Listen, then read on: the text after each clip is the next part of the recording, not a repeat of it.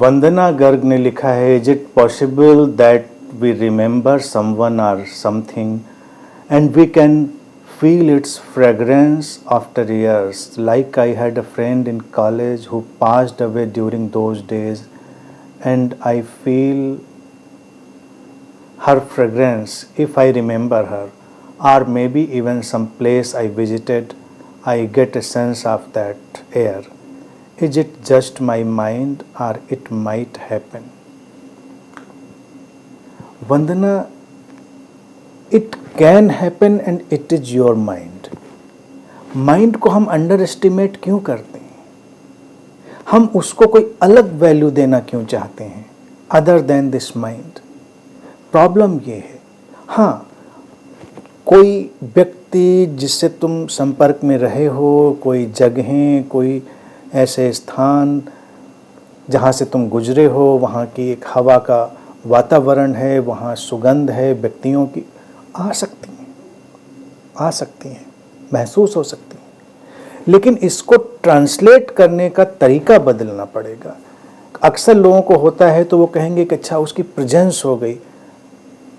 अब मान लीजिए मेरी एक अलग किस्म की फ्रेगरेंस है, या मैं कोई ऐसा खास परफ्यूम यूज करता हूँ, मेरा फेवरेट है, और तुम्हें अचानक तुमने मुझे याद किया और तुम्हें वो महक आई, तो आम जो लोगों का ट्रांसलेशन होता है इन बातों का, वो कहेंगे प्रेजेंस हो गई, अनंत श्री की प्रेजेंस हो गई, उनकी खुशबू आ रही थी, उनका परफ्यूम मेरे रूम में महक रहा था, बिल्कुल ऐसे लगा जैसे बिल्कुल मेरे बगल से वो सुगंध गुजरी।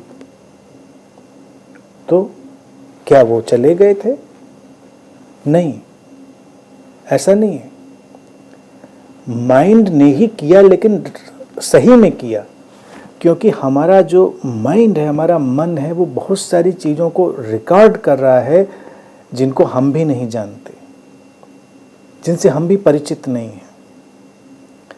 तमाम चीज़ें हमारे आसपास घट रही हैं और वो हमारे ऊपर अपने इम्प्रेशन डाल रही हैं, हम उनको भूल जाते हैं।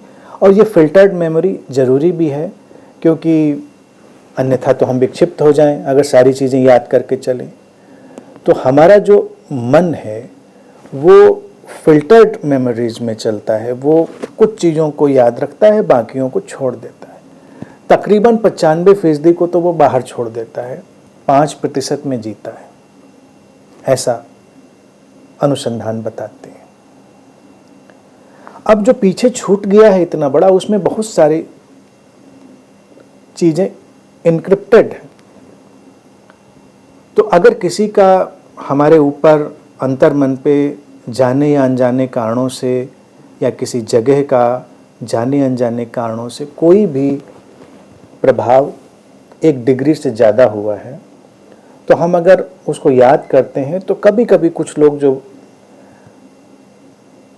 थोड़े रिसेप्टिव हैं, उनको वो फ्रेग्रेंस आ सकती है, लेकिन वो उनके मन ने ही पैदा की है, क्योंकि वो उस फ्रेग्रेंस की मेमोरी उनके मन में पड़ी हुई है, मन में इनकोडेड है।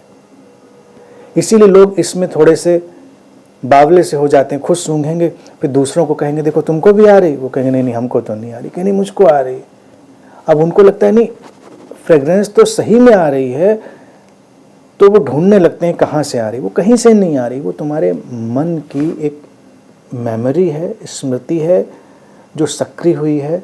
और हमारा जो ब्रेन है वो स्टिमुलस जो भी हमारे अंदर जाते हैं उनको बस केवल डिकोड करता है, और उसके लिए हर चीज़ एक विचार है, हर चीज़ एक विचार है। उन विचारों को डिकोड करके वो किसी अनुभव में चला जाता है। तो कुछ ट्रांस की स्थितियाँ जो बन जाती हैं, उसमें भी ऐसे तमाम अनुभव हो जाते हैं।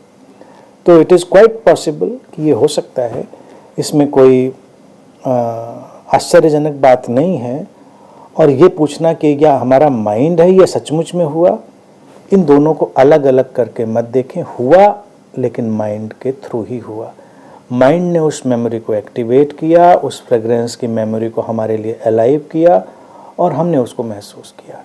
वो स्वाद भी हो सकते हैं, वो दृश्य भी हो सकते हैं, यहाँ तक कि वो स्पर्श भी हो सकते हैं। हमारी 5 इंद्रियों के अनुभव और उन अनुभवों की स्मृतियाँ हमारे अंतर्मन में पड़ी होती हैं। पांचों इंद्रियों के अनुभव किसी खास अवस्था में हम अनुभव कर सकते हैं, लेकिन वो सब हमारे अंतर्मन से ही सक्रिय होते हैं, उनकी कोई आउटर रियलिटी नहीं होती है। इसलिए उसकी कभी बाहरी उपस्थिति को हमें नहीं ढूंढना है कि बाहर कुछ घट रहा है, वो भीतर ही घट रहा है।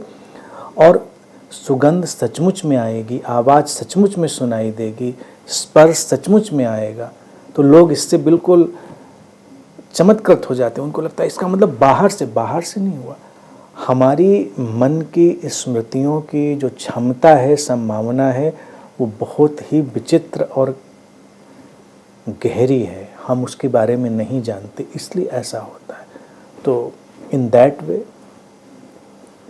इट इज़ पॉसिबल, एंड इसीलिए हो रहा है ऐसा।